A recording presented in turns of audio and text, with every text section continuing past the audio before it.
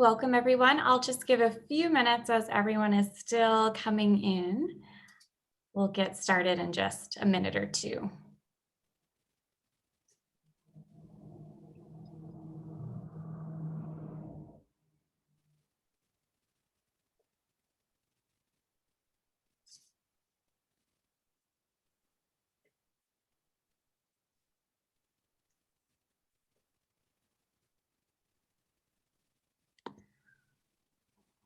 All right, well, we're at 6:01. I'm sure maybe a few people will keep trickling in, but I'll get started.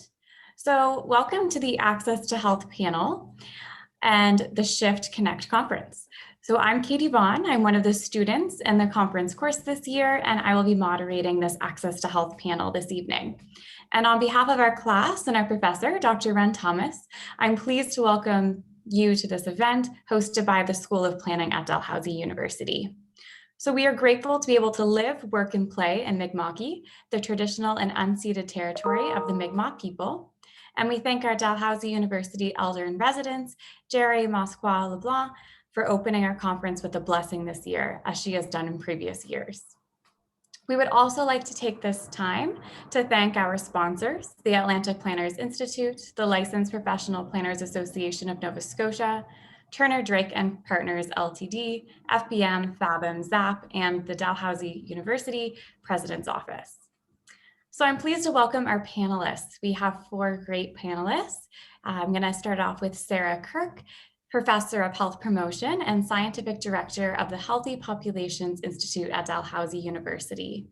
And then we have Niki Kiepek, Assistant Professor at Dalhousie University's School of Occupational Therapy. We also have Sarah Abdo, Instructor at Dalhousie University's School of Occupational Therapy. And last but not least, we have Anna Braunizer, who works as an occupational therapist at CBI Health and the founder of Beyond COVID. Thank you all so much for being with us this evening, and we are excited to be able to have your expertise join us for the Shift conference this year. So a few details for the session before we get started. We are using the Zoom webinar software, which allows only the presenters to speak. So there is a Q&A icon at the bottom right of your screen, which you can use to post questions for the presenters. Feel free to add your questions here anytime. And as the moderator, I will refer to them after the presenters are finished for our question period.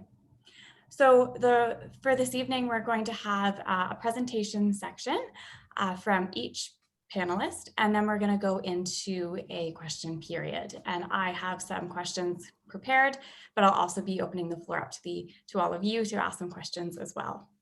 So let's get started. I'm going to hand it over to Sara Kirk to get us going this evening. Great, thanks very much, and it's a real honour to be here actually to present to this on this panel. I'm going to just share my screen, bring up my slides. There we go, and pop that onto. There we go, So as Katie mentioned, I'm from the Healthy Populations Institute, so I just wanted to spend a moment just to introduce that to you in case you haven't heard of the institute. We are a multi-faculty institute within Dalhousie, and our role really is focusing on improving population health and health equity. So we really work upstream, so that is around actually stopping people from, or trying to keep people from going into the healthcare system. And below the logo, you can see 2 things that we really focus on. On the left, you can see the Ottawa Charter, or the kind of key principles of the Ottawa Charter. And on the right, you can see the Sustainable Development Goals. So a lot of our work is framed around those two models, if you like. And my research in particular is focused on creating supportive environments, which is one of the core components of the Ottawa Charter.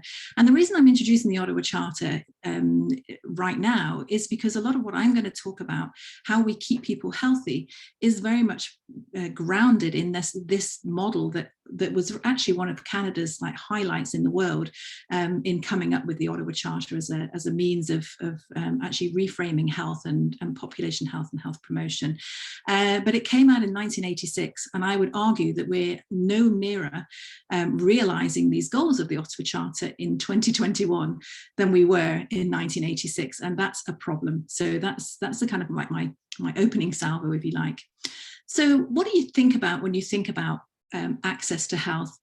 For many of us, it's going to be this, access to a hospital or a healthcare setting, a clinic, where we go to have treatment or to access healthcare professionals. Yet access to health is not, in the work that I do, is not about access to a physical building or receiving health care, or what I would actually say is more like sickness care, because we're not actually dealing with healthcare in the health system, we're dealing with sickness. Access to health is about the resources that we need to live healthy lives and prevent us from needing to access healthcare in the first place. And when we look at what makes us sick, this image from the Canadian Medical Association Journal, I think, does a really good job of summarising those things that make Canadians sick. You can see that healthcare is only around 20 to 25% of the things that shape our health outcomes. And there are all these other things, 75 to 80% of the things that influence our health are actually outside of the health system: our life, our biology, and our environment.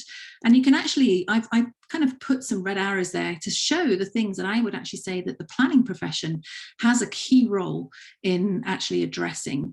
You may disagree with me, but certainly this morning, or this afternoon actually, you had a session on safe and nutritious food, and again, the role that planning can play in that. And I think one of the key things when we're doing this is to think about, these are systemic barriers, they're socio-structural barriers that can really influence how individuals access health. We also need to think about these as some of them are barriers that impact some people more than others. So again, there's that whole equity piece in there as well. And when we are looking at these from a health promotion perspective, we call these factors the social and structural determinants of health. You've probably heard the phrase social determinants of health previously. And I always think of it like Sisyphus, from Greek mythology. So Sisyphus was doomed to keep pushing this rock up a hill, and the rock just kept rolling back down on him. And I think, this is something that I think really kind of summarizes what we mean by the social structural determinants of health, because the steepness of that hill depends on how many of those factors that we just saw on the previous slide actually do influence your health and well-being, and really do challenge you to be healthy. And I think that we can agree that we live in a health disrupting environment. That's an environment that does not support us to achieve good health and well-being as a society. In essence, healthy behaviour is actually abnormal behaviour in our current environment. And I just want you to think about that for a moment in terms of your own health behaviours, how easy it is for you to be physically active, how easy it is for you to access healthy food, how easy it is to have good amount of sleep, all those kind of things. And if we are wanting to address those social determinants of health and those structural determinants of health, then we have to recognise the things in our environment that are actually either helping or hindering us to achieve good health, both individually and collectively. And access to health is really about how we think about and structure our communities and public spaces. Things like speed limits on roads, where people are likely to be walking, things like protected infrastructure for active modes of travel like cycling or skateboarding, places where we can actually enjoy nature, whether or not we have a sidewalk in order to move around our destination, and also to access things like healthcare. How do we get to and from our healthcare? In North America, past planning decisions have basically catered for and perpetuated the supremacy of the car in our communities, meaning that other more active modes of transportation are often marginalised. And I think about this whenever I walk around my neighbourhood. In fact, actually, I was, I put this slide in after trying to walk around the Armdale Rotary. For those of you from Halifax, that's I feel like this when I'm crossing that road. It's like, this is a take on Running with Bulls in Pamplona, which is put together by a great cartoonist called Andy Singer. But I would argue that if people crossing the road have to wave red flags to do so safely, then society has failed them. And so I wanted to kind of just illustrate that, and this is a perfect slide for doing that. So are we building our communities to be health promoting, or are we building them to be health disrupting? And I wanted to introduce this example because there's a big debate going on Twitter and in Reddit, the Halifax Reddit as well, around an op-ed that myself and a couple of my colleagues, including a planner, actually published last week. And this is the new this is a new parkade for the QE2 hospital that's been proposed. This is in design stages at the moment, but you can see there that parkade, the size of it compared to the Museum of Natural History next door, which in itself is actually quite a big building, and it really dwarfs that museum, and it's going to consume some land that is currently green space. And the thing is with this is being built because of the demand, obviously, for people to drive into Halifax to attend this healthcare facility. But if this parkade is going to provide lots of low-cost parking, it's going to create a worse environment for people who are using other modes of transportation and for the people who actually live and work in this area. In a sense, again, going back to what I was talking about earlier around healthy behaviours, if we want people to be more physically active, then we're actually going to disincentivize people to be physically active if this kind of structure is actually making our environment a worse place to be. And as I say, we pitched this into the Chronicle Herald, and it is generating quite a lot of debate, mainly around I need to drive to these places. So thinking about how decisions are made and the impact that decision could have over a long period of time. And contradictions like this are everywhere when we start to look for them. We often hear that people say, well, there's too much traffic, so the prevailing narrative is that we need to build more roads. But again, if we have more road space, then people drive more, which makes it less safe for people who are not driving. We pay lip service to actually supporting people to be physically active. And then the narrative often comes, well, there's nobody using these bike lanes, this little strip of paint on the side of the road. And you have to ask yourself, well, why are people not using a bike lane? Well, maybe it's because it doesn't feel safe to use that bike lane. So when we don't invest in adequate infrastructure, why are we surprised when we don't have that desired result? And the importance of that is that because we spend billions treating diseases that develop because of things like physical inactivity or unhealthy eating, when preventing them in the first place is both cheaper and actually more effective. So often some of the access to healthcare is much more than just coming to this building and getting a service. And as planners, your key connect with promoting access to health will actually be the public health system. With COVID-19, you'd be forgiven for thinking that public health is just about infectious disease control, because that's pretty much all we've heard for the last year about that system. Vaccines, it's about, ringing people up, testing, et cetera, yet public health is much more than that. And it's actually the component of the health system that can have the most impact on that access to health, so actually improving people's access to health, because it operates at the intersection of health, the environment, and community design. And public health actually hosts positions that work to create healthy built environments. These are roles that actually planners can occupy. But this work can only happen if public health is funded adequately. And our paper that we just had published a couple of weeks ago, it shows that public health is really, in Nova Scotia, on life support. It only receives around 1% of the healthcare budget, rather than the 5 to 6% that was actually recommended in 2004, after we had the other public health threat, the SARS outbreak. Public health's done quite a lot on very little, but just imagine what could be achieved if we had greater investment in it. Now, public health and planning are both political. We often look at the Netherlands for inspiration, since they've long prioritized public space for people over cars, but it wasn't always that way. And these two images, which are actually of the same street, really show that. So in the 70s, a decision was made to actually, not prioritize people in cars, but to prioritize people on other forms of transit. And so you can see that very clearly in these two pictures. That was a conscious decision. And in an ideal world, we would ensure that those social structural barriers that we talked about at the beginning are modified to support healthy behaviors as the default choice. We'd recognize and ensure that individual behavior change strategies are guided by health promoting environments, practices, and we would actively work to have these places where we live, work, play, and learn reflect those health and well-being as core values. That's what I would love to see as a health promoter. And as planners, you have an important role to get us there, both in certainly from COVID to, in the pandemic responses that we've seen in terms of actually giving more space to people to walk and wheel, which again, as a health promoting behavior.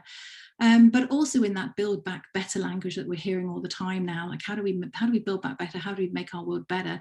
And also start to think about the things that are threatening us beyond COVID, things like, again, the tsunami of chronic diseases that we're facing as a population, and climate change, which is actually going to be the biggest threat that we face in the 21st century.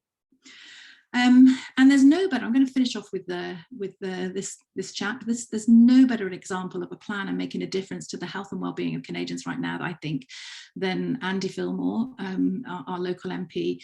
And I got this quote, actually, he said this on Twitter, actually, over the weekend, got into politics because he saw the role that planners can play in actually supporting the communities that Canadians call home. Andy last week announced the establishment, alongside his colleague Catherine McKenna, of a $400 million federal active transportation fund. That's a big deal and a huge win for us all to access health without even stepping into a hospital. And we all want to live healthier, more productive lives. So now, and hopefully you will be the people who make the shift that's needed to support this. Thanks very much for listening, and I'll stop there.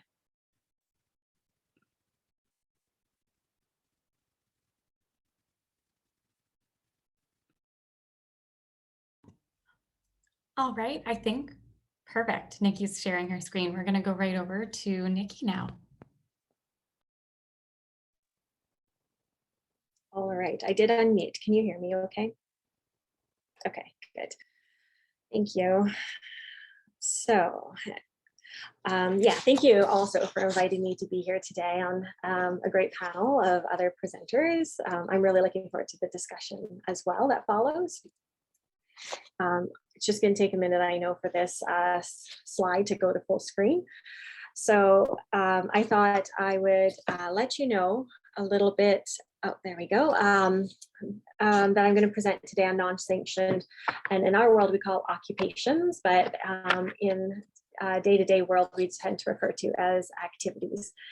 So non-sanctioned being those things that may be viewed as unhealthy or not necessarily as socially acceptable. So I wanted to start by providing an overview of what's considered a living wage in Nova Scotia. So in Halifax, the living wage has been found to be $21.80. So, oh, I guess you want me to hide. So at 40 hours a week, that would work out to about $45,000 in a year. As of April coming up, the minimum wage will actually only be $12.95. So you can see that there's a huge difference between the amount that people kind of need to live their day-to-day lives in Nova Scotia and then the amount of people are getting. So the actual median income that was found in 2016 was $31,000 a year. So much less than what we're finding is needed for our basic needs. So I did put up what it would look like per week with this minimum wage of being $872. For people who are not able to work, they might be eligible for disability support. And you'll see here that a person with a child might receive $913 a month. And so that works out to about 1/4 of what's recommended to meet daily household needs. As planners interested in facilitating access to determinants of health, like nutritious foods spoken about earlier, recreation and education, I'd assume you're already quite familiar with some of these income disparities that impact Nova Scotians.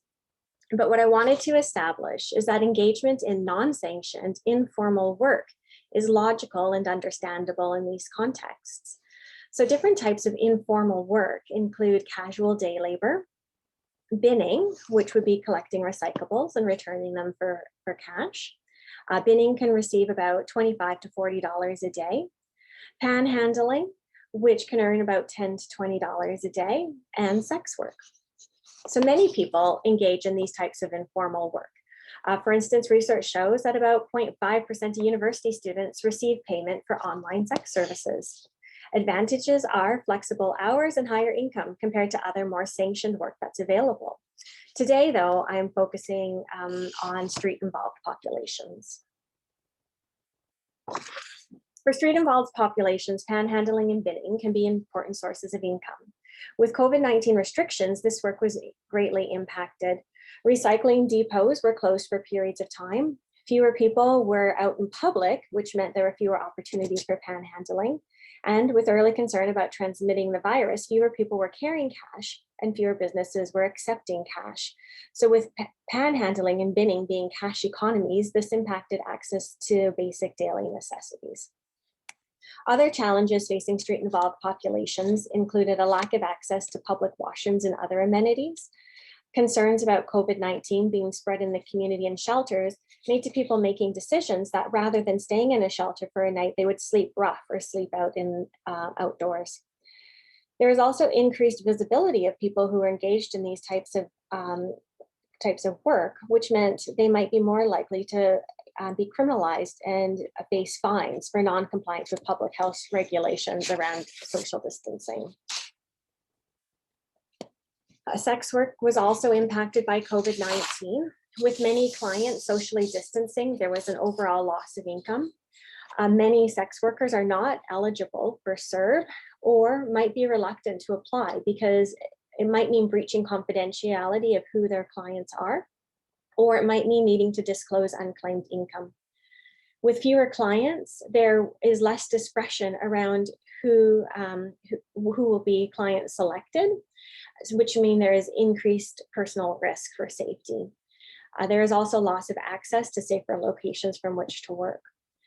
Sex workers also were risking fines for contravening social distancing regulations.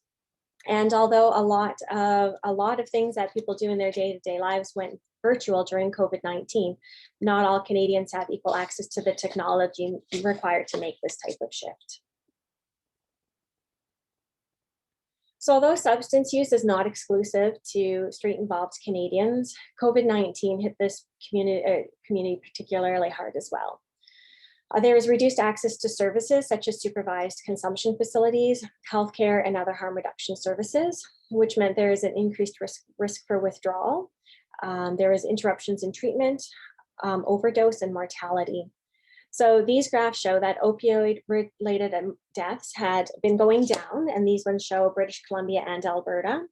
And you'll see that there is a dip in mortality, and then it spiked again between March and June of 2020. So the promising things is that across Canada and in Halifax in particular, there were a lot of really amazing rapid responses. So between the province, the municipality, affordable housing of Nova Scotia, and other organizations, 3 temporary pop-up shelters were established, including one in Citadel High School, the shelters were housed 100 people. Existing shelters had to reduce capacity to ensure safe social distancing, and later, 2 of these shelters transitioned to hotels. Another response was to create an emergency managed alcohol program supported by donations from the NSLC. So there was a long-standing need in the community to address having an a managed alcohol program, but it was with COVID-19 that the high risk for withdrawal was a concern. And there is also high risk that people might consume non-beverage alcohol.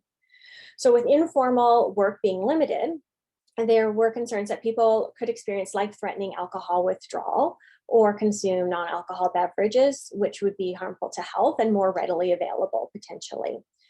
Early concerns about not being able to use cash would also impact whether or not that people would be able to access alcohol, and whether there was concerns early on whether liquor stores would remain open. And I think it really is important to realize in this context that withdrawal from alcohol can lead to death. So it's not necessarily a frivolous option at this point. It is actually a life-extending, life protecting measure. So what COVID-19 showed us here was that our systems can be really responsive in times of perceived need, which can inform future planning. I think it's essential to keep in mind that without living wage income, inequities will continue and people will continue to engage in marginalized and marginalizing work. Permanent affordable housing needs to be a priority. It can't just be made available at times of collective need. Communities and hospitals need to ensure that harm reduction services are available, that people who are prescribed methadone are able to access their methadone. So one test, I guess, that we saw with COVID-19 is typically if people need to use methadone as a replacement from other types of opioids that they were using, they often would have to go to a pharmacy every day to get a daily dose. And we're not trusted to take those doses home and be able to manage taking a dose of medication every day. And that meant that people had to structure their entire lives around going to the pharmacy once a day. With COVID-19, we had a collective concern for health that people needed to minimize social interactions. And so people were trusted to take their doses home. And I think that's something that we'll be able to hopefully see stays in the long run, that people, that now that that trust was kind of imposed, that we now have faith that people are able to maintain those changes. And as well, we need to plan to support continuation of these managed alcohol programs as well. So I think it's shown us that unfortunately, much planning that surrounds needs of marginalized populations kind of gets stymied due to social stigma. But COVID-19 has shown us that when there's a perceived need that's great enough, the province, municipality, organizations, businesses, and public can come together to make big changes. So how do we continue making those changes as we go forward? So from here, I will stop sharing my screen and pass on to Sara Abdo, a colleague of mine over at the School of Occupational Therapy. Thank you, Niki. Transitioning to, can you see everything? Oh, now we can, yeah.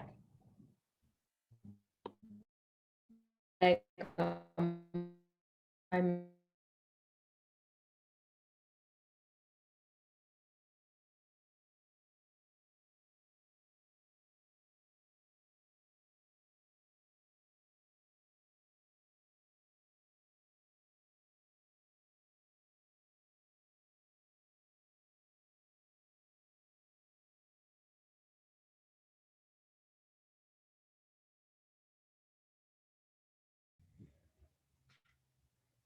Am I back?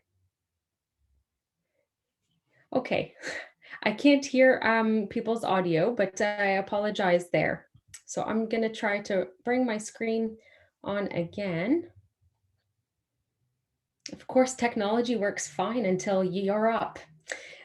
So my hope is to cover a little bit about some of the work that we've done in clinical education here at the School of Occupational Therapy. And I think one of the beauties of us all coming together is that we're seeing many opportunities for the domains of planning and health to come together to really enact change in the society around us and into our community. So I'll just do a bit of a run through in terms of what I mean by telehealth and take you in what we've been to school to ensure that healthcare services can be accessed during the time of COVID.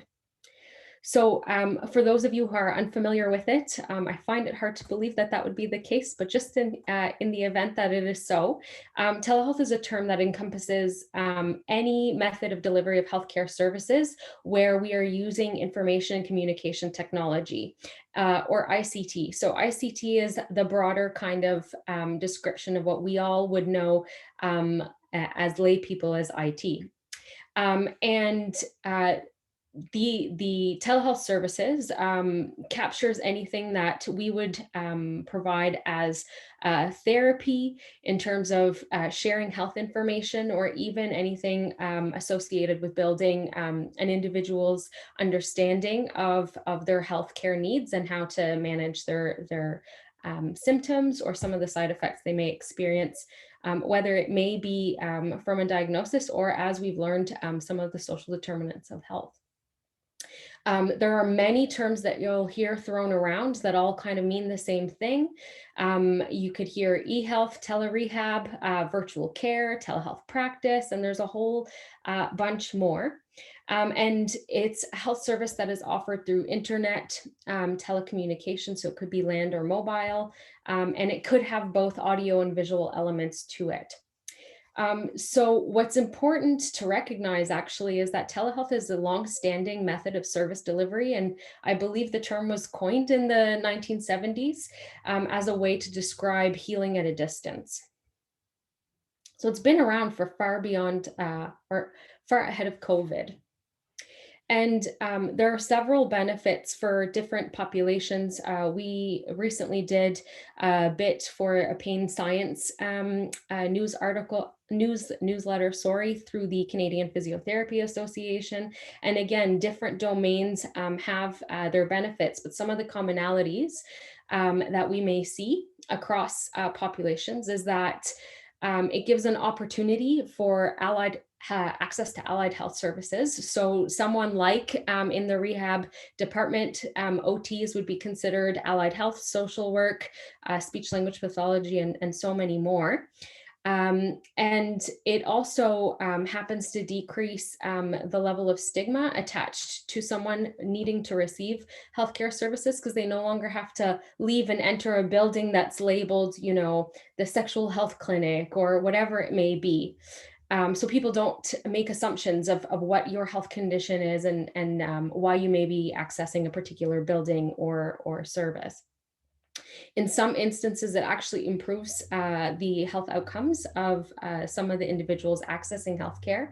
And it, of course, reduces travel time and associated costs with travel for both the provider and the person. So it's meant to be cost effective on both ends. So what had happened during the pandemic, I made mention that it's a widely used method of healthcare, but for some reason, our educational institutions haven't actually built telehealth into curriculum. And only with the pandemic, we found more and more schools, and one of them being the School of OT, jumping in to try to prepare the incoming professionals for this kind of work. As you can imagine, it was a way of providing services before, but now it's become more of a routine and a standard in the world that we're living in. And many providers who have shifted to telehealth see this becoming a part of their day-to-day practice.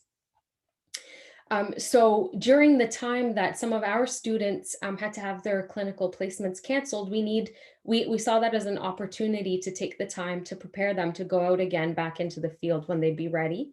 And thankfully, we had a number of health professions come together to get a course up and running with the foundations of telehealth embedded within it.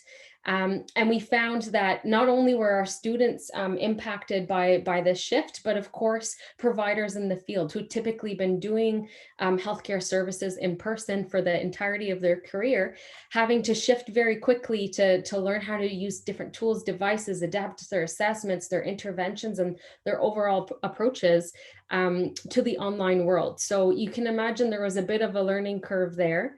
And that's when our introduction to telehealth practice course was put together.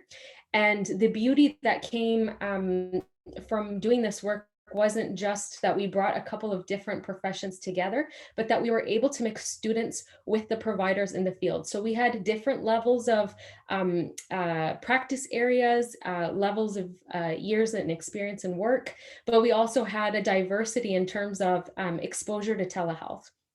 So there were some participants that had already started to dabble in telehealth pre-pandemic, and were trying to build on that skill set, and others who just were starting off right from scratch.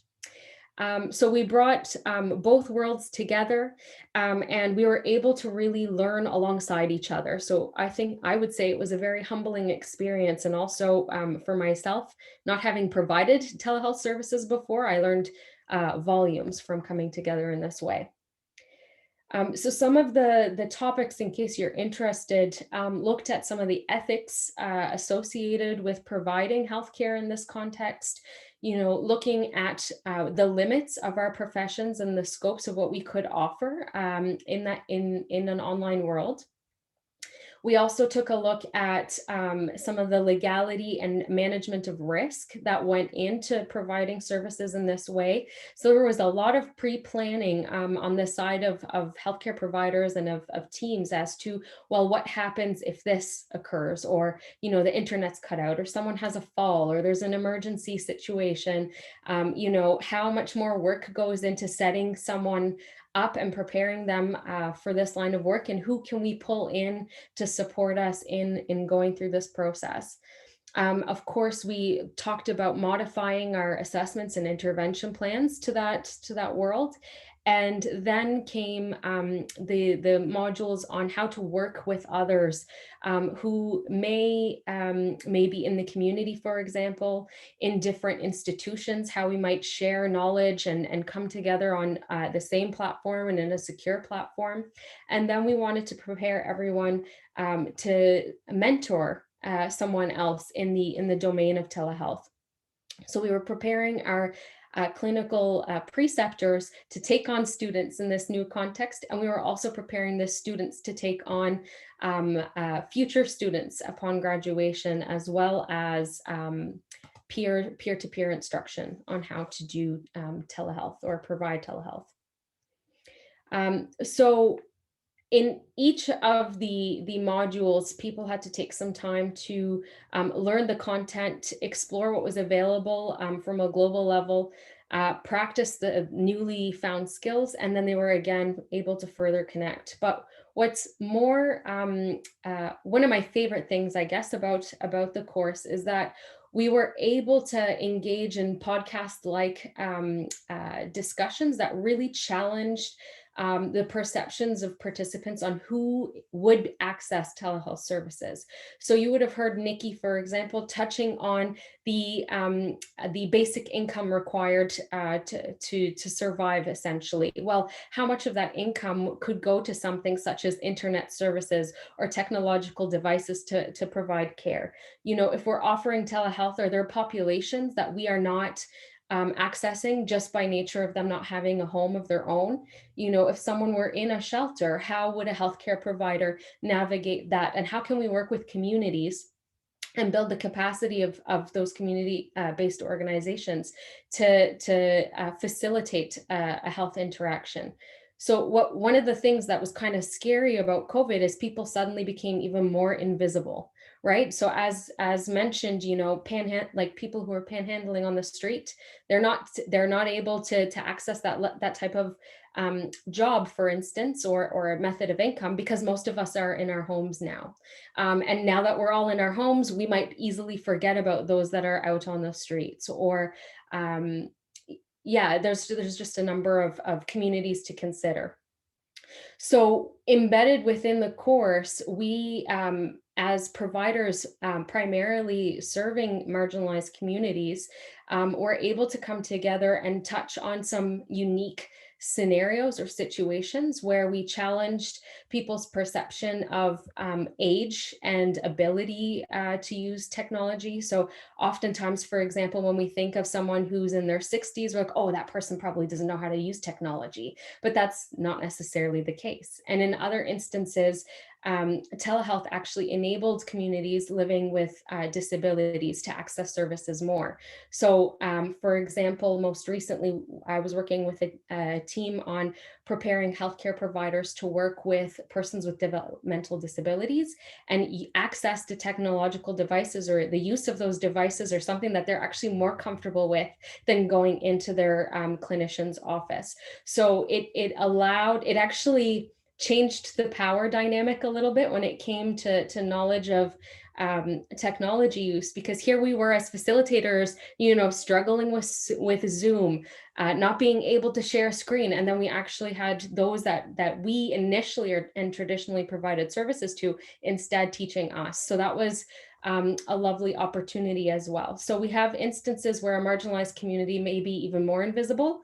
And then most recently, my experience has been with another community who became even more visible in the sense that they were the experts in how to offer telehealth services, and they were able to relay that to students.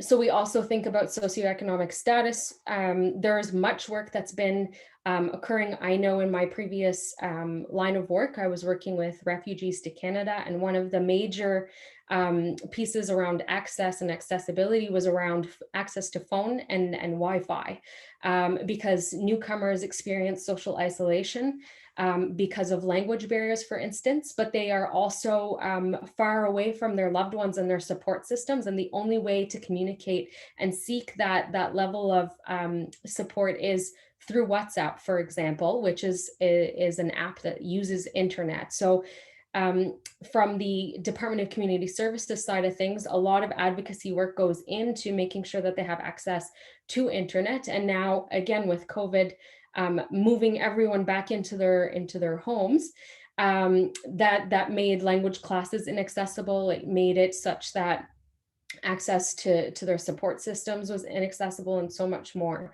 So there's a lot of work also being done in tandem with what's happening in the world around us to advocate for Wi-Fi, for example, as a basic household need. And I think we talked again about the inclusion of augmentative and assistive communication devices. So the chat box is a simple way to do things, navigating, working with interpreters when you are in the online platform. Let's say for the deaf community, it's become a lot more routine, I would say, for providers to get used to having another person in the room and being a communicator and an interpreter for your services. So there's plenty of things that have been happening pre-COVID that now are being brought to light. And then there's also some benefits, of course, to the types of, or the methods in which we provide services. So I think I'm going to turn it over to Anne, who I'm imagining I'll learn a lot from as well, as someone who has provided healthcare via this method. Thanks, Sarah. And thank you everyone for inviting me.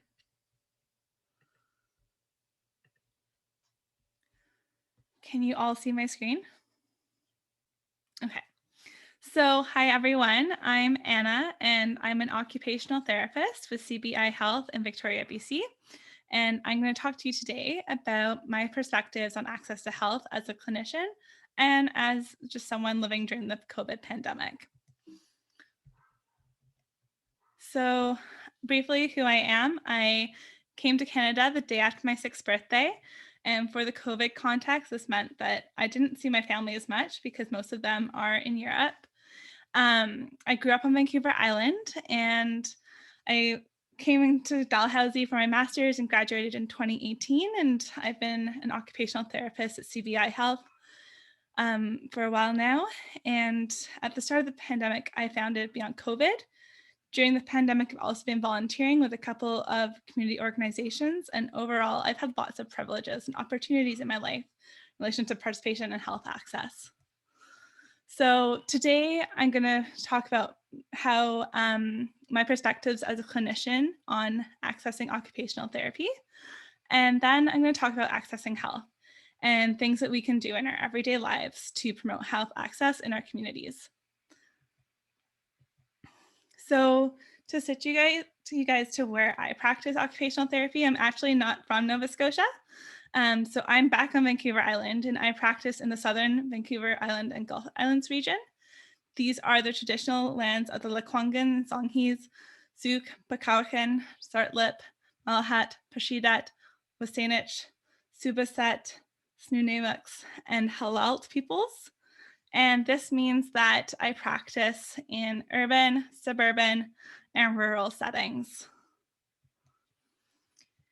In British Columbia, we have a mixture of private practice and public practice in our healthcare systems. And I work with people in private. So this means that people access my services if they're in a work injury, they get funding through WorkSafe. If they're injured in a car accident, ICBC will fund their services. If they are related to our Canadian Forces, maybe they're accessing services through Veterans Affairs Canada or Department of National Defense, or they could be accessing it through their private insurance or paying for it privately if they can afford it. I often work with people from really any job. So I've worked with fishermen, gardeners, police officers, veterans, nurses, bus drivers, carpenters, office workers. I often work with people post-concussion and with chronic conditions and in mental health, although I also do a mix of seating and mobility services and home modifications and home assessments for aging in place. So when COVID arrived, it's one of those moments where you remember exactly where you were when it happened. I was leaving a client's home for an initial assessment, and I got a text from my boss being like, no more home assessments, everything is going virtual. And he's like, we don't know what this looks like, but we will update you day by day. And that's kind of how it was at the start. It was day by day. It was about a week and a half before we got set up with a telehealth service with Microsoft Teams. And up to that point, we were going with telephone only. We were in total telehealth service delivery until the province started opening up for in-person services about the start of June. And this also changed our team dynamics and how we could collaborate, like how often we could ask people in our office for help. We used to have a whole office of 10 OTs all together, could ask anyone, any question at any time. And that definitely changed with COVID. During COVID, I've hosted one placement. I'm actually hosting another clinical placement starting next week. And we've learned from that first one. And part of it, as Sarah was mentioning, is coaching students in adapting to the telehealth context and how we deliver services in this world with telehealth. And it also changed my access to learning. So I got so much more access to learning. And I'll talk about the different learning forms in terms of like virtual conferences, online workshops. Some of them were live, some of them were asynchronous, and just opportunities to connect with people around the world. So when we got the introduction of telehealth, this really opened doors for us to collaboratively personalize our service delivery models to clients. We now have a whole new option. For some clients, it's way easier for them to attend sessions if we do it telehealth. For some clients, it's way easier to attend sessions and they get more out of it if we do in person. Some people like a mix. They're like, okay, I want to see like once a month in person, but like the other times we can do telehealth. And now we can personalize that to what the client needs and we'll help them access our healthcare services. It also increased the amount of teamwork that we could do in the community. As a community-based clinician, I'm working with physios, chiropractors, counselors, psychologists, nurses, doctors, all at different clinics, and it's hard to connect, or it was before COVID. And now that we're in this COVID context, I can just open a Teams call and invite them to it, and then we can all meet as if we're in the same place. With COVID and telehealth and with masks, because we're still wearing those for all our in-person visits, it changed how we build rapport and how we use our body language to communicate that we're listening, that we're empathetic, and that we're really emotionally there with the client. And we had to be much more aware of what our eyes were doing than what our mouths were doing and how our body language was conveying what we're communicating.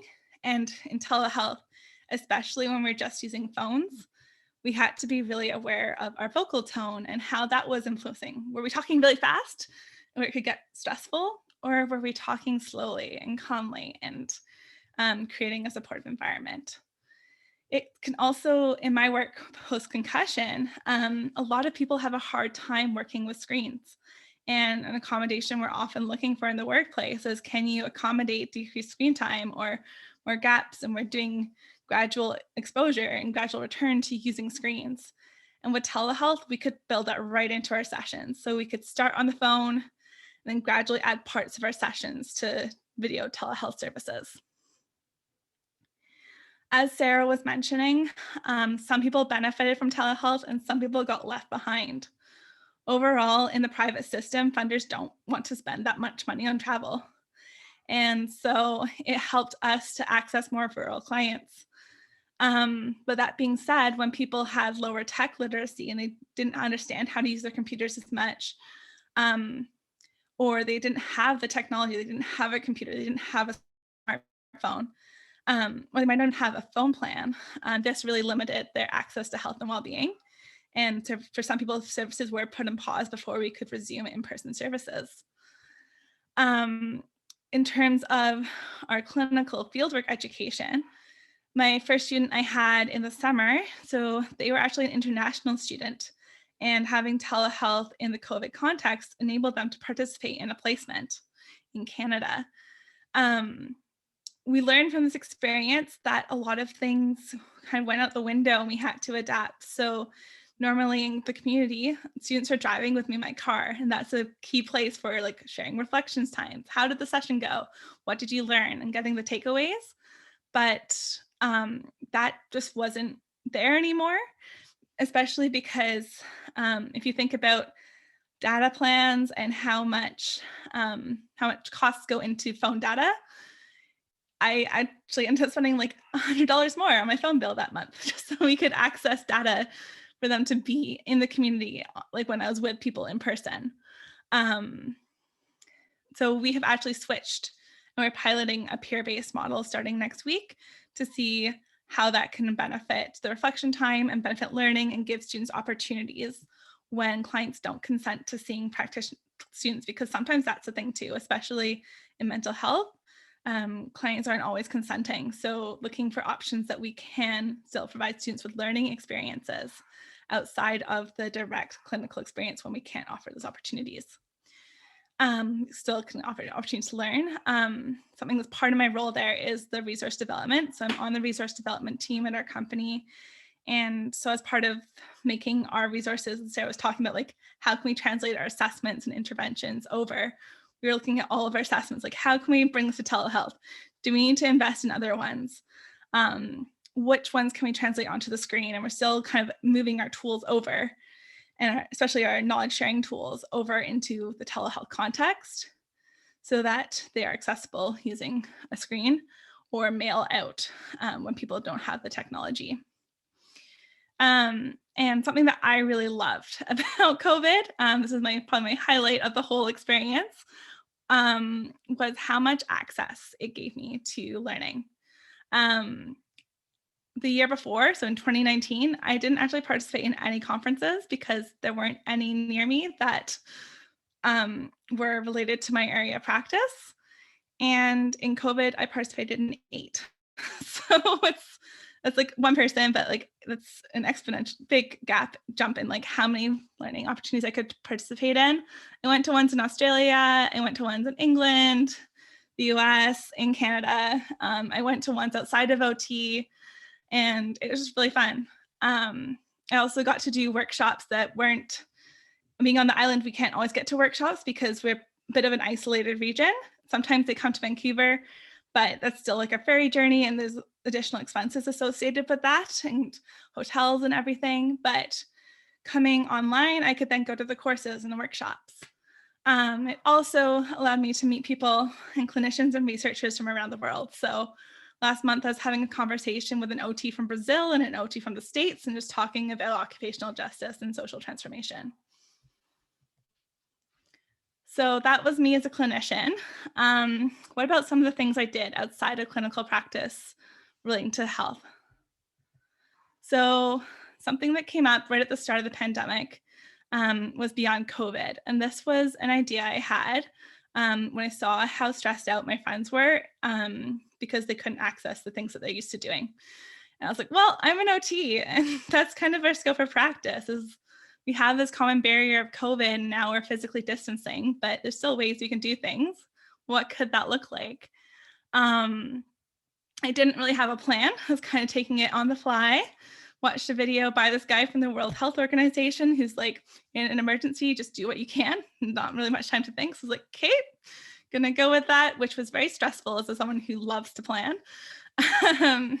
But we went and we took things kind of day by day. We made daily doing missions for behavioral activation, looking what people can do in their everyday lives, looking for ones that were flexible enough that it's not one specific way to do it, but people had options for how they could do it.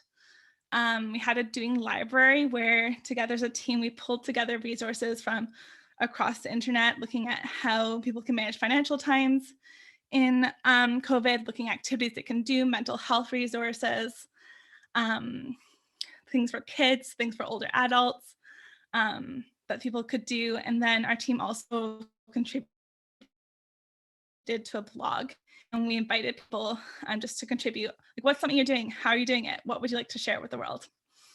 Something that was really helpful for growing the global team was social media and online networks. So in the World Federation of Occupational Therapists, there's an occupational therapists online network. And so I reached out through those channels as well as through social media just to see who wants to be on board, because as an individual, I'm very limited in my perspective and my knowledge of what things could be possible. So we gathered a team from what we call the Global North. Did put it everywhere, but most of the respondents were from the Global North and who joined our team. And I think that is something that I just need to learn more about for accessing and how we can have more connected conversations. As the pandemic went on, we got lots of burnout today.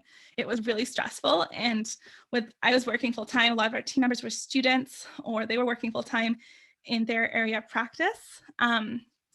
And so we've shifted to weeks, and then we shifted to months, and now we have an annual plan. We also looked at different ways of sharing knowledge. So we now have a podcast so we can have more conversations and look at how we just speak to people and share knowledge that way, and have transcripts and using tools like Descript, which gets it 95% right, and you can easily edit it to add a transcript to make the content accessible in another way. I also volunteer with the Mental Health Society of Greater Victoria, and this society was formed by Ilia Fernandez, and she formed it because she had difficulties navigating the mental health system. And there's lots of systemic issues as to why that's the case. There aren't that many doctors who will say that they'll do mental health. People have been turned away if they come for a mental health issue. There's limited information available about the resources. So those resources exist, but how can we connect those to people? And basically we're an interdisciplinary team, and lots of people on the team have experiential knowledge of living with mental health. And we're looking at how can we better support diverse mental health needs of people in Victoria by connecting with organizations and people. What we're doing is we're developing an app and mapping out the resources in our community. And we are developing workshops and education. So educational materials for the app, but also workshops that are online or in person when that's possibly available again. This one's a little bit random. I came across it because of my connections with my roommates, but it really highlighted some things that I wasn't aware of in the community around accessibility. As an occupational therapist, and I've heard as planners, something we look at is how we can make our communities accessible for health and well-being. Something we talked about with Sara Kirk at the start was like, how can we help people access health? And my roommates are owners of a CrossFit gym in Victoria that has a philosophy of loving on people and lifting up the community around us. So they wanted to become accessible, and they had a really hard time navigating the system to figure it out. They were contacting an assessor as part of the city's process, and he would come, he would assess them, he would let them know it was inaccessible, and then he's like, hey, you have to change it. Once you've changed it, call me back in a month, and then we'll set up another assessment. So I'd call him and he'd come back, and then he'd bring up some new issues that he hadn't told them about before. And it's just money going into the system when they just wanted to become accessible and learn how. So then we were talking about it one day at breakfast, and I was like, well, I can talk to you about accessibility as an OT. This is part of what we do. So actually, I worked with a vendor. We got some wheelchairs and we did some education with them, like what people with wheelchairs need to access the gym. And this helped to understand. We're starting to bring in some more adaptive programs, and then it saved them money. But businesses, like there are businesses out there that want to be accessible, and they just don't know how. They need more resources and learning how to become accessible. We also did this thing in the pandemic where, as a small business, they were pretty close to closing down their business. And a lot of members were canceling their memberships because they had lost their income and couldn't afford it. So we came up with a solution of adopting a member so that people who did retain an income and who could afford it had the choice to adopt a member and anonymously put in some money to pay for the membership for someone who couldn't afford it at the time. And that benefited the business, it benefited the members. That way, everybody who had been a member could still participate. There are still equitable issues there, I recognize. Yeah. And then the other thing that for my health and well-being was really valuable was how they shifted to virtual classes. So this was a way that we could still connect as a community, and I could still do my physical fitness virtually. They rented out their equipment so you could access it and have dumbbells and stuff again, just to try and keep the small businesses afloat. So they can contribute to the health of our communities. And when things went back in person, I was kind of sad because I have asthma, and as a health professional, I wasn't going to go back to the gym. So this is my last slide, and I just thought I would think about like all the things we can do to contribute. Like we don't need to be health professionals to contribute to health and well-being in our communities. We can all become familiar with community and social issues that disproportionately impact our access to well-being and the access to well-being across our humanity. We can reach out to people, ask questions. A lot of things that happened during the pandemic that I'm really thankful for, I just did because like I asked, I'm like, oh, can this happen? Or what would it be like if this happened? So like reach out, see what's possible. Reflect on yourself and what opportunities you have in life and how your lens and your perspectives. When you're showing up, like show up in solidarity with presence and curiosity. A lot of forces that affect our well-being are intersectional. So it's showing up and learning and being curious and open to what's there. Advocating with people, not for people. If sometimes people might ask you to advocate for them, and then if they do that, yeah, then you can do that. But it's about collaboration and seeing what we can do there. Call people out and call people in, like try and invite people in on the experience and cheer each other on when doing the work. It is emotional labor and it can be really stressful at times. It can really help to build a community of support and just recognize that as individuals, we're really limited in our perspectives and we don't have the whole picture. We really need each other, and bridges are built by everyone involved. Thank you. Great. Thank you so much, Anna, and everyone for those great presentations. So this is where we're going to open up the floor to questions.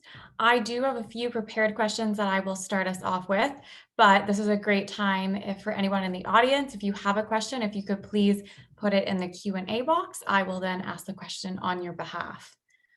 So getting us started, just pull up my questions here. The first one I have is, we have seen a lot of innovations in health, but we've also seen a lot of barriers to health access. What impacts or innovations from COVID-19 do you think will last into our future health access? So I'm going to ask Sara Kirk to start us off on this question, and then everyone else on the panel, please fill in as well. Thanks. Yeah, so I guess for me, one of the things that I I think I really liked about the response to the pandemic was in terms of getting more streets for people, more space for people to recreate, and slow streets, closing off streets to vehicles, so that people could at least be physically active safely. And I think that's a really important component of, it's not so much around health access as in about, again, health promotion, keeping us as healthy. So I'd love to see that. In terms of personally, and this has been touched on by some of the speakers already, being able to access my doctor, my family doctor, without having to traipse across to Dartmouth, because my family doctor is I didn't want to change my doctor because I didn't know if I'd find another one in Halifax. So I think the virtual care that we're seeing now, and that willingness to do that, I think that's a great step forward. So there's things that have happened with the pandemic that we probably wouldn't have done anything about before, but we've tested, it made us test things out, it made us sort of innovate. But I also just want to come back to, again, like, yes, there's been a lot of innovation, but my goodness, let's put into practice some of the things we already know. The things that has been, again, going back to the Ottawa Charter, 1986, we're still talking about those things as if they're new. They're not. Innovation's great, but there's a bunch of stuff we're not doing that we should be doing, for whatever reason, be it political will or unwillingness, on some sector of society to actually embrace that. And finally, I would say equity has been exposed as an enormous and challenging issue that we absolutely have to address moving forward in everything that we do. And again, the other speakers have really eloquently illustrated that. Yes, I can follow. Oh, perfect. Yeah, go right ahead. Sure, I figured it was logical as we just had done. Yeah, I had kind of thought two things, and not much of a surprise where I'm going, but I do find, what has been great, a lot of emergency funds came in, and where barriers had been perceived, and a lot of barriers related to in mental health and addiction and homelessness, there was a lot of stigma that posed a barrier, and the stigma stopped being a barrier, and it was a matter of how do we deliver the service.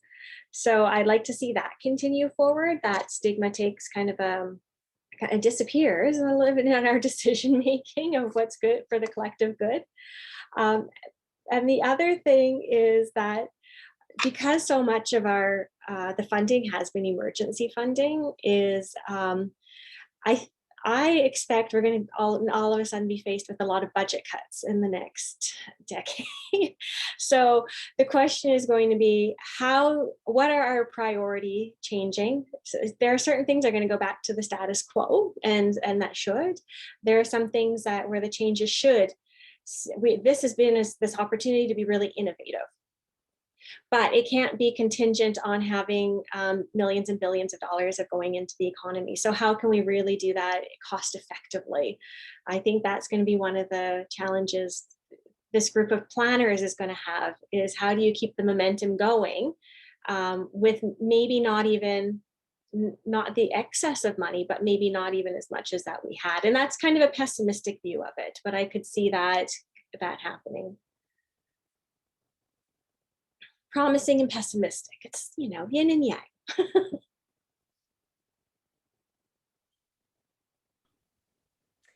I found it might be a much simpler response to that question, but one of the things that I really appreciated about it is that going through such a profound kind of change and transition in our lives has, I think, created a level of empathy, again, that goes back to that equity piece, where we can now, I think, empathize with one another a little bit more and kind of revisit how we prioritize some of the things that we spend our time doing, some of the things we spend our time advocating for. And I think one of the other things that was really humbling about having to work from home was that, and providing telehealth services, for example, from home, is that, again, the type of relationship that we have with the people that we serve in healthcare is now a much more human interaction. You know, you have dogs running into your room when you're the person that you're working with otherwise doesn't know that you have a puppy, for example. I mean, that's not the ideal, but here we are. Or, you know, the layout of your home, for example, if you choose not to have a background, you know, you can speak to things and relate to each other a little bit more and build that rapport and that trusting relationship. But it also made it very aware that many of the people that we are used to working alongside also don't have the same type of security that we assume they might have in the home. So for example, for me as an educator, this wave taught me that many other educators don't live this lavish lifestyle that we imagine them to have. For example, there are many colleagues who don't have workspaces at home. They're working, you know, in a really non-ergonomic space. You saw my internet cut out quite awfully early on in the presentation. So what we assume other people's lives to look like, it's simply not the case. So I think that was something that wasn't an innovation of sorts, but again, just grounded us again all together in humanity. Thanks, Sarah. I just came back online myself after a little internet hiccup. I think like one things that's come out of this is like our global connectedness and just our opportunities to connect with people around the world about ideas that could be applicable in our regions, maybe not, but to learn about them and see how they can apply. And it creates more heads coming together to look at solutions. I think, like to echo what Sarah was saying, it's about working from home. It's also looked at how we set up our workspaces and how we set those boundaries and how we structure our time. Like one of the big transitions for me from going from telehealth, pure telehealth, back to a little bit of in person was how I structured my time and how I booked my sessions and what time I gave myself between them for planning for like my emotional processing of the last session before being ready for the next person. So how do we structure our days and what do we accommodate for in like healthcare workers' days so that we can access health and mental health in the process? Wonderful. Those are all really good points. So I'm going to remind everyone to please put any questions in the Q&A box. I really hope that's working for the attendees. And as I still don't see any questions, so I'm going to go on to my next one. So this one I'm going to go back to Anna to start us off on. Will telehealth play a role in advocating for rural internet access? Are there options that could help increase access to health services in rural access or among underserved populations? My perspective is it will. It made healthcare access for people who had the internet and who had the technologies a lot easier. There were fewer cancellations, so it's really important that I guess we advocate for the internet access because there were also lots of people who lived rurally who didn't have the telehealth, who didn't have the computers or the smartphones or even a reliable phone, who couldn't access their healthcare services. And it's like we couldn't do mental health interventions, we couldn't do like cognitive rehab, and those are things that we could technically do with telehealth if they had the access to the tools. So I think it is very important that we advocate for rural internet access so that everybody has a chance and has a chance to access those tools we have in rehab for recovery.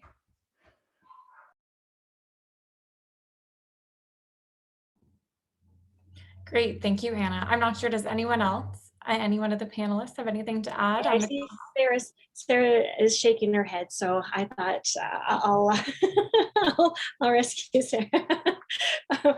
You've already spoken so much about it. So actually this question makes me feel a little bit old because I realize I've now been practicing for almost 20 years and we did telehealth 20 years ago.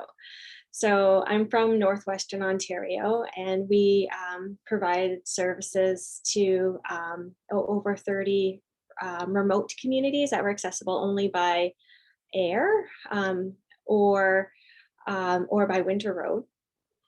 And also because we're a hub, but we're also a smaller community. So our specialist services were up to 2,000 kilometers away from us. So even 20 years ago, the different communities had stations set up where we could do telehealth. So I could follow up with, I would most typically assess people we'd have to fly people in to see us.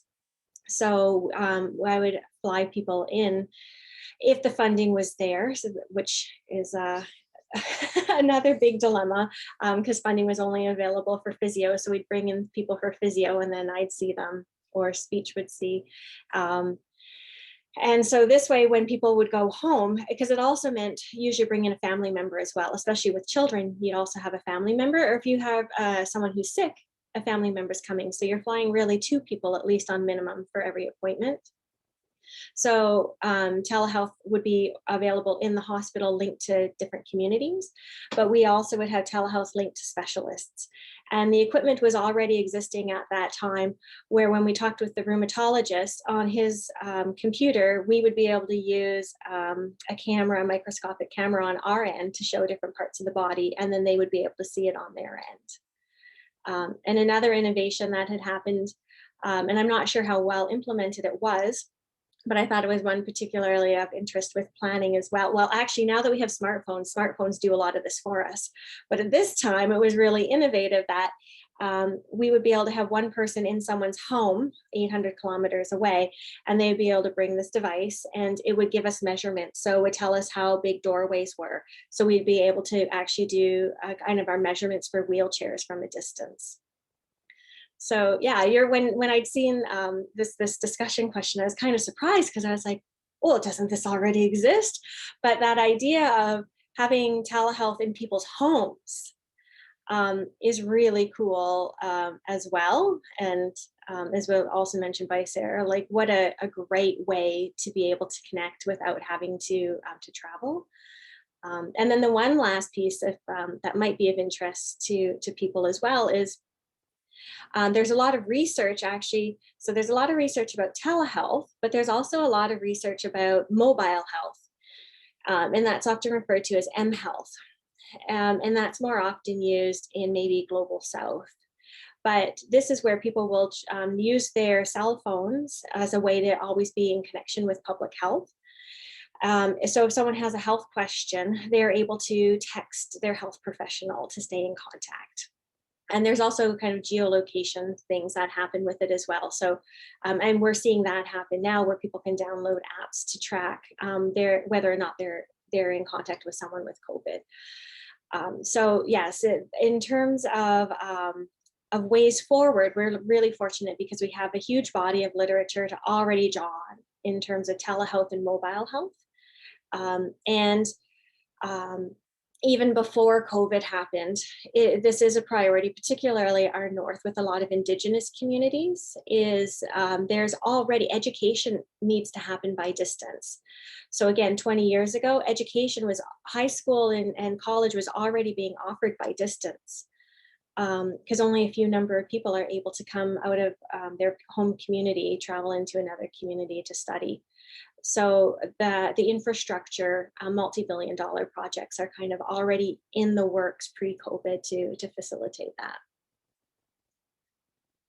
Yeah. I almost feel like you should be talking too, Katie. Like, I want your opinion. Anna has her hand up there. So Niki, you just reminded me of some of the things that I was just like so used to them now that I just forgot to talk about them. But with telehealth, like it's with home modifications, like it just in the community, I'm used to going to people's homes anyways, but with the home modifications, it's like how can we bring the family in? And it's a lot of coaching. It's like how do you do the measurements? Having someone hold the camera, someone has measuring tape, and then looking at like how can we see this together? And it really involves the clients in the assessment process, which I really valued. Was found it was like they understood it more. Like it was a really collaborative approach.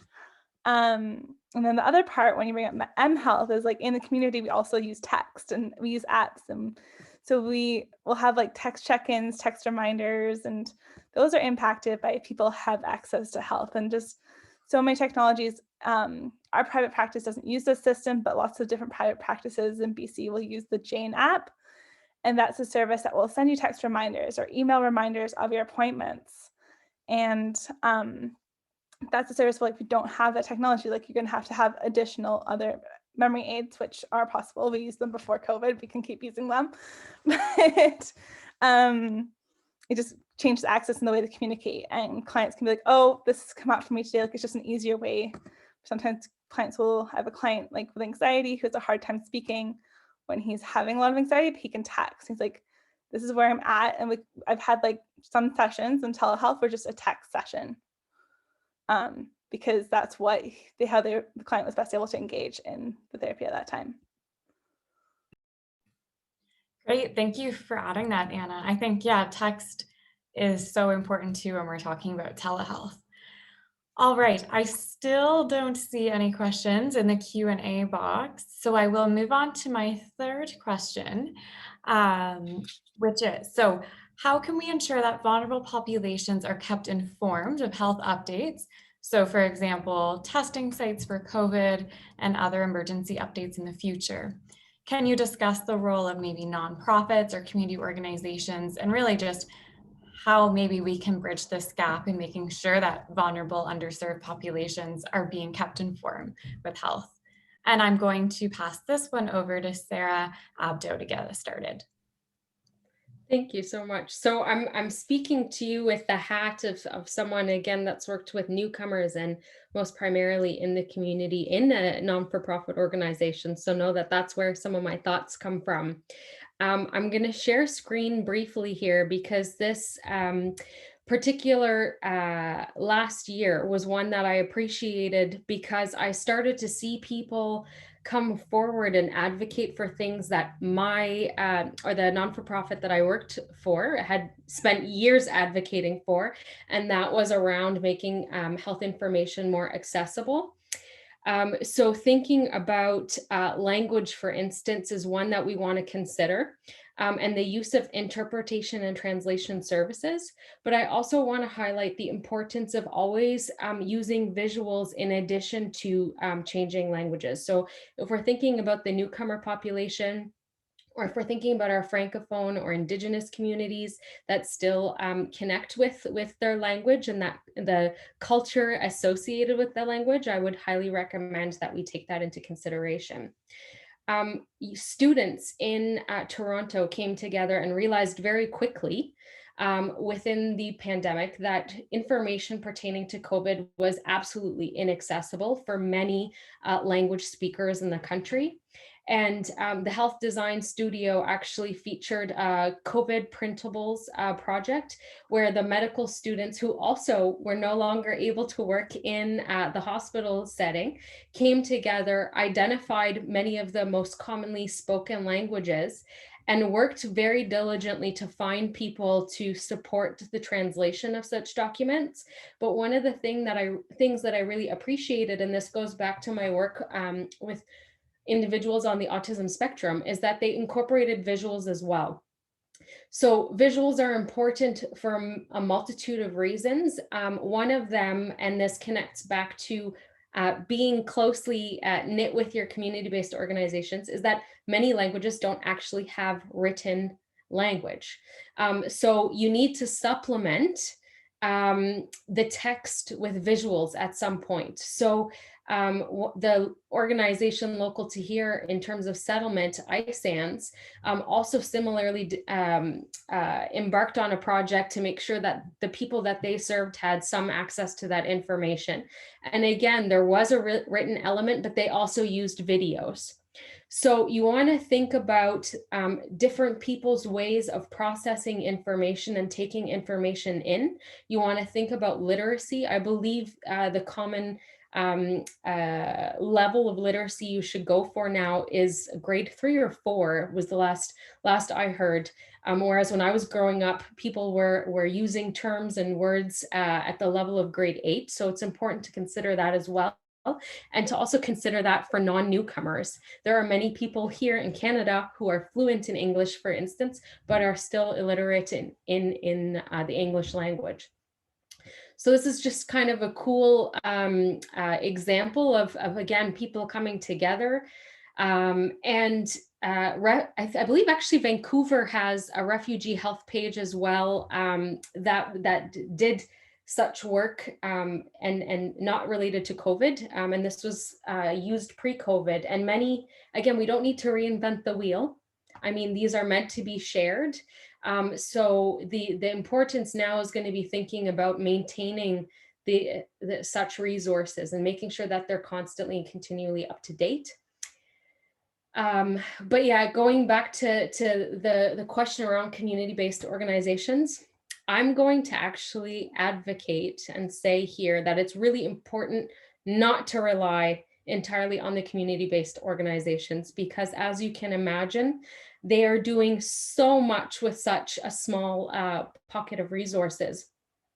In Niki's slides touching on what is needed as basic income to survive, well, the reality is many of the employees of such organizations are barely even making that amount as well.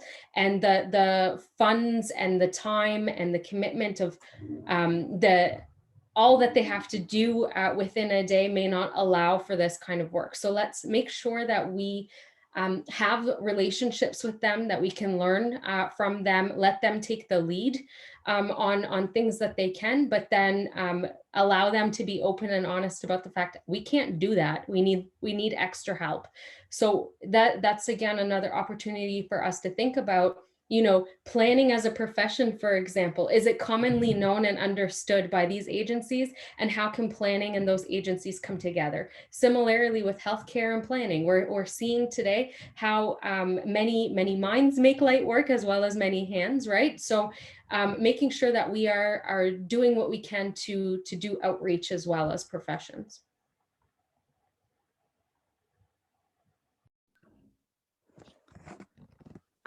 I wanted to speak a little bit, thanks, Sarah. I think you bring us some excellent points, especially around the load that's put on the nonprofit and community organizations to find solutions with limited funding resources.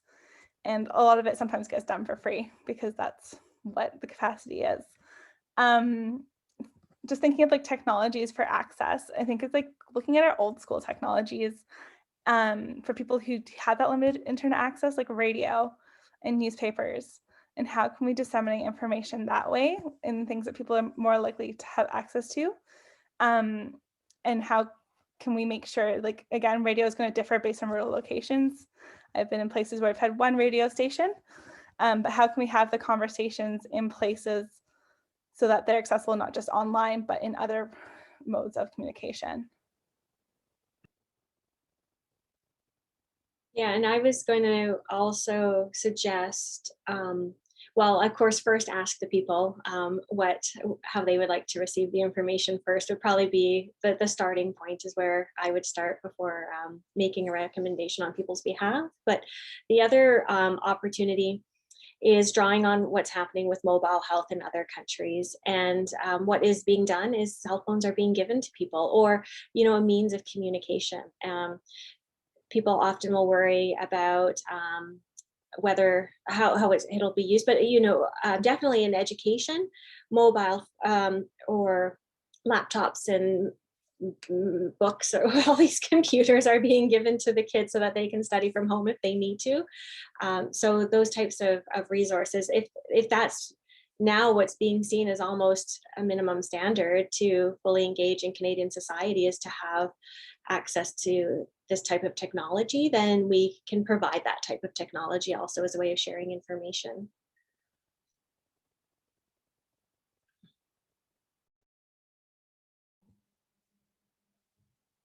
I see Sarah's hand up. I just wanted to speak and add to Niki's point around mobiles. We have to think about as well in the country that we're living in, text messaging, phone plans, all of that are grossly overpriced. I remember walking in just to Dollarama, one of the local Dollaramas, and seeing that SIM cards are now for sale there, and thinking, oh my goodness, this Dollarama is so far ahead of the times. But then also remembering, whenever I'd go back to Egypt, everybody had a cell phone. No matter what socioeconomic status, the one affordable thing was to be able to have a SIM card. The phone could be very simple, but everybody was texting. And again, it goes back to that, WhatsApp, tools like WhatsApp, for example. Globally, this is the norm and the common approach to communication and connecting with others. Why is it manifesting itself in this way here? Why is it inaccessible to us here? So that also kind of goes back to the fact that we need to understand who truly is benefiting and what other models could we be using to make it more broadly available.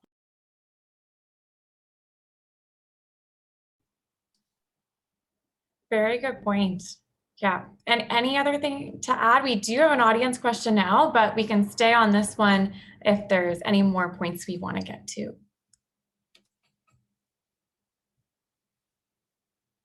I think, okay. Okay, well, I'm going to ask our audience question. It's from Travis. So it says, after the isolating effects of COVID, we've really seen the importance of social connection, knowing that doing and belonging inform health and well-being. How can planners create space effectively in the community?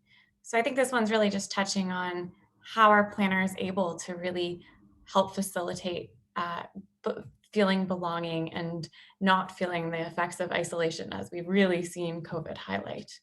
I don't know if there's a specific person that wants to try this one first, so I'll just kind of open up the floor to everyone. Well, everyone else did theirs first, even though I've been talking the most, I think. I will tackle, actually, because it made me think of also what Sara Kirk had mentioned about creating those spaces for people to go out and be active and with COVID, it reminded me, because I hike fairly regularly, and as soon as those COVID restrictions were lifted, you could not find parking to get into any of the parks or walking areas. And so I think it really brought this passion of what people were looking for. So I think we can maximize that. We can harness this idea that people are wanting to be outdoors and active, and kind of perpetuate that forward. And then also it made me think, I'm working on writing a paper right now with some research that I had done, and I look at how substances are used, and right now by professionals, and I look at the pros and the cons. And one of the things that I'm finding is that alcohol in particular is, of course, no surprise to people, one of the greatest incentives is social connectedness and socialization, and the fact that alcohol is a part of nearly every social activity that people do. So I think it would be really, again, not being anti-alcohol, it would be really exciting to have equal opportunity for socializing that also doesn't involve necessarily alcohol.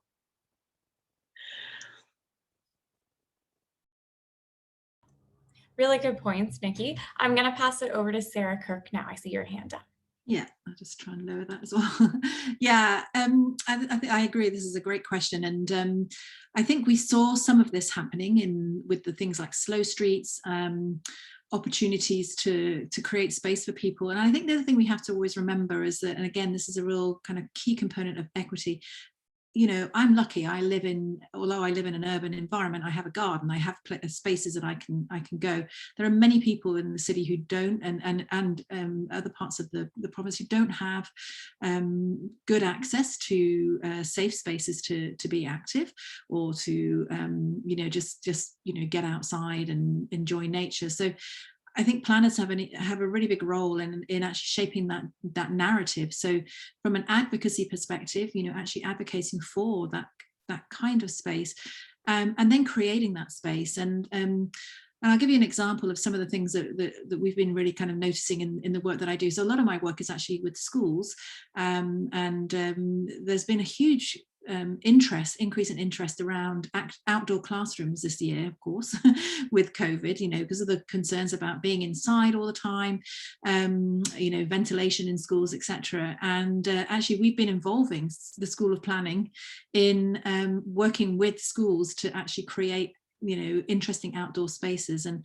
so I think there's there's clearly a strong role for planners in that, from an advocacy and an action, actually making these things happen. And I think that's going to continue. I think that desire for spaces to connect, even if we can't physically be together, but actually being with people safely, that's not going to go away, because COVID isn't going to go away moving forward. We're going to have to live with this for a bit longer, and possibly and then potentially await the next pandemic, because this is also something that we're seeing with climate change. These are things that are going to happen.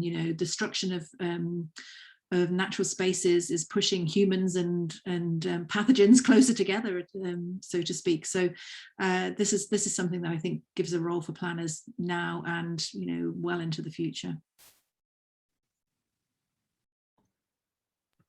Great. Yeah, very good points. And I think the school, like integrating planners and outdoor classrooms in the school system, is all very interesting. Okay, I'm going to pass it over to Anna. You guys see your hand up as well. Yeah, I just thought I'd speak a little bit about accessibility and connecting with people. So although online communities are new to able people, disabled people have been using online communities for a long time pre-pandemic to do advocacy and discuss issues. And in Canada, we have the Accessible Canada legislation, and that only applies to federal properties. And only 4 provinces actually have legislation, with Nova Scotia being one of the only ones that has legislation specifically around access to education. So looking at how we can do things, even when there's not necessarily legislation to mandate accessibility, but how can we look at our businesses, our restaurants, and our community spaces, like our gyms, like all those places, how can we look at making those places accessible and having adaptive programming? And for those, we really need to go to disabled people and have that conversation. And a lot of people can be found online. Just because immunocompromisation, like a lot of disabled people were isolating at home before the pandemic. It's not a new experience. Or they had difficulty living at home, and looking at housing and how for disabled people living in poverty, like how much accessible housing is there. So looking at how we can create spaces and how close that housing is to community spaces for transport to and from. Like how are we creating opportunities for engagement that are accessible, like physically as well as like emotionally and visually, like not just for wheelchairs, but also for people who have visual impairments or who maybe have low tolerances for bright environments or loud environments. Like how are we creating spaces where people can engage in their occupations in that way?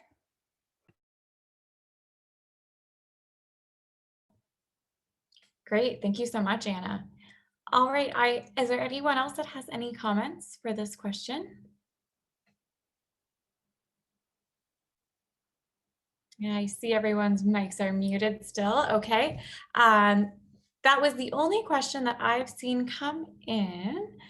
So I'm now just going to open up the floor between the panelists, and I'll also see if maybe another question comes in last minute. I'm not sure if you have any kind of final comments that we want to end off on, or even maybe questions among yourselves. I'll just give you kind of a moment to see if there's anything you want to wrap up today's session with. We had met a little bit earlier in the week, and so you kind of stimulated some thoughts. And one of the things that I was thinking about, and also for the other panelists too, was one of the things I think we do in health is we tend to evaluate whether or not our outcomes are effective based on the person, and almost these immediate outcomes. So I'm wondering from a planning perspective, how you are also thinking of measuring outcomes of the things that you do. One of the programs that I worked with was an addiction service, and it was found to be too expensive, because per person, it was inpatient, it was expensive. But it overlooked the fact that people were going back to jobs that were really important in the community. They were spending way more time with the kids, making sure they had meals, making sure they were at school. Some people went and started addictions treatment programs within their own community and were helping others. And so that was one of the things that our earlier conversation also got me thinking about, is with looking at how we're measuring health, is how are we looking at kind of those bigger impacts, but also how are we looking at it over time, and how many generations are we looking forward of those impacts to be able to show the value of the work that we're doing. So I wasn't sure if other panelists also kind of had some thoughts about that, of how do we view our contributions, I suppose, in this world. It's hard. It's sometimes you feel that as a health professional, you can feel like I made a really positive difference in this one person's life. And that's really important for us to be able to do. And at the same time, we're also looking, how do we look at kind of our legacy a little bit more? How do we look at our influence a little broader? And I imagine planners have that far better already established than we do. I would say for planning anyway, just to comment on that, is a lot of there's been a lot of push in the last probably 10 years or so to develop pilot projects and then evaluate how well they're working. So very similar to what you just said, Niki, I think that there is this sort of, of course, in the era of cost efficiency and sort of that approach of, well, how well is this new bike lane? How many users are there for this new bike lane? Or how many people are accessing this new program? And are they using it in the way that we intended it to be used? And there's a lot of that kind of evaluation of how things are going so far. I think tomorrow there will be probably some of that conversation with our rural transit panel. Rural transit is, as I'm sure some of you know, an area that is, the main reason people use rural transit is to access health services. So there is a lot of that type of evaluation happening in that area. So I think it'll be interesting to hear what some of those panels have to say on that. We also have a rural broadband panel tomorrow. So touches on a lot of the things that you were all talking about.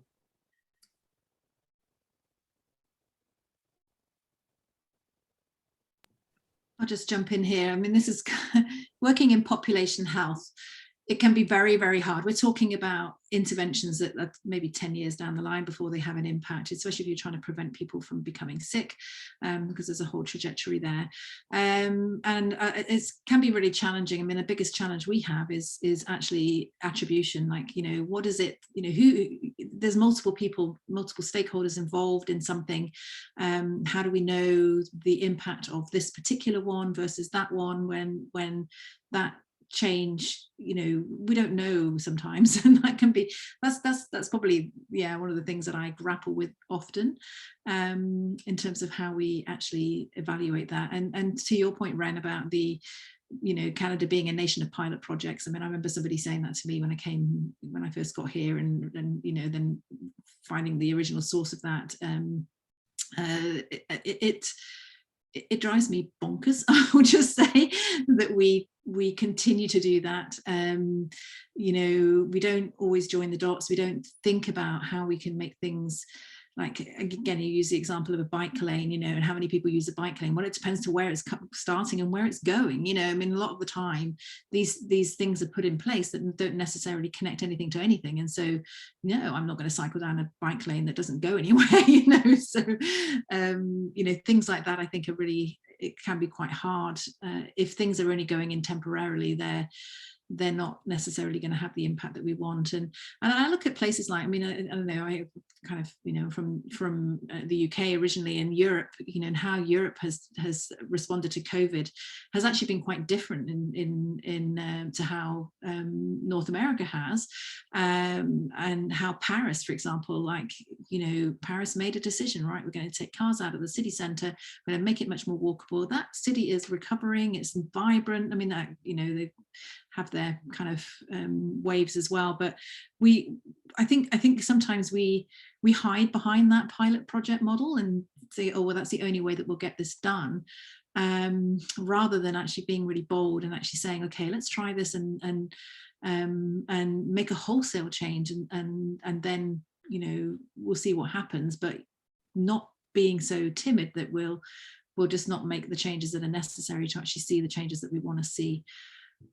That's just my kind of frustration, maybe.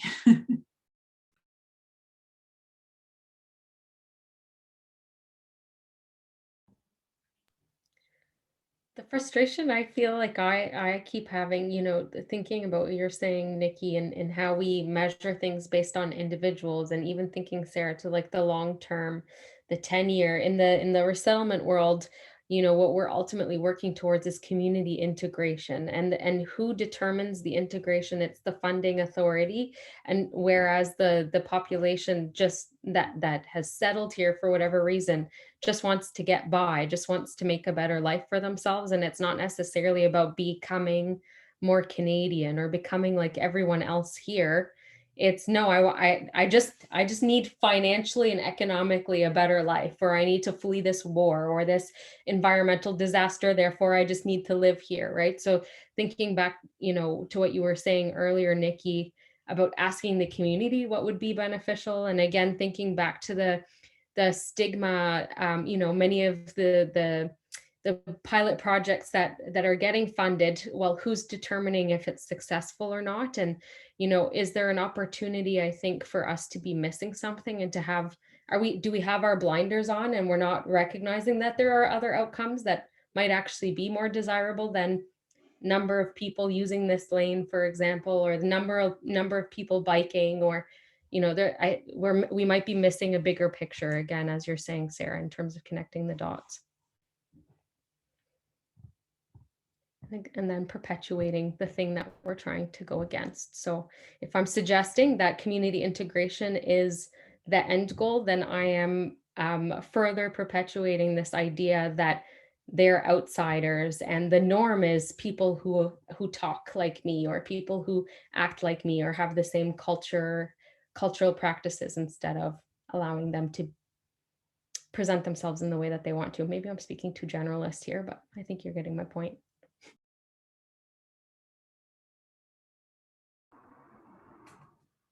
Great. Yeah, these are all really important points and important and needed conversations. Is there anything else? I noticed, Anna, you didn't get a chance to respond. I'm not sure if you had anything to add there. But I'll just give another second in case anyone does have anything they want to add before we finish off this evening's session. Yeah, I don't think I really have anything to add, but just like to echo what Sarah and Nikki and Sarah were saying. Just like we need to collaboration, like who's defining what successful is and who's defining what the outcomes are that we use to figure out what is successful for a project to work. Like having everybody kind of at the table and including people there. Definitely. And I think today's conference and having you all hear from the occupational therapy world and health promotion world, this is so needed at a planning conference, because these conversations need to continue to happen. And I really hope that we all do start working together and there's more collaboration, because as we've all acknowledged, I think we could do so much more together than working separately on the same thing. So with that, I'll just kind of end off with a bit more kind of conference logistics. Also, I do want to thank you all on behalf of the SHIFT conference organizers and our professor, Dr. Ren Thomas. We'd really like to thank you for being here. And more of a logistics thing, we have a full week of conference going on. So do join us for other sessions this week if you're able. And we do have some interesting workshops as well on Friday from 10:45 to 11:15. And there's lots of information on our website about all of the different topics that we'll be covering and the different performances and events going on. So it's just on the SHIFT Planning Conference website that you can find all of those details. So we will be also recording all of these sessions as well, and they will be posted on our YouTube page. So if you have anyone that you think might be interested in seeing this, please pass that along, as yes, we would love to share all of this really important information and discussions that we've been having. So I will end it there. Thank you all for being here, and thank you for attending the SHIFT conference, the Access to Health panel. Thanks so much to all of you. Thank you so much. And thanks for your lovely moderating. Yes, thank you so much. been a Yes, treat thank you. learning from all of you.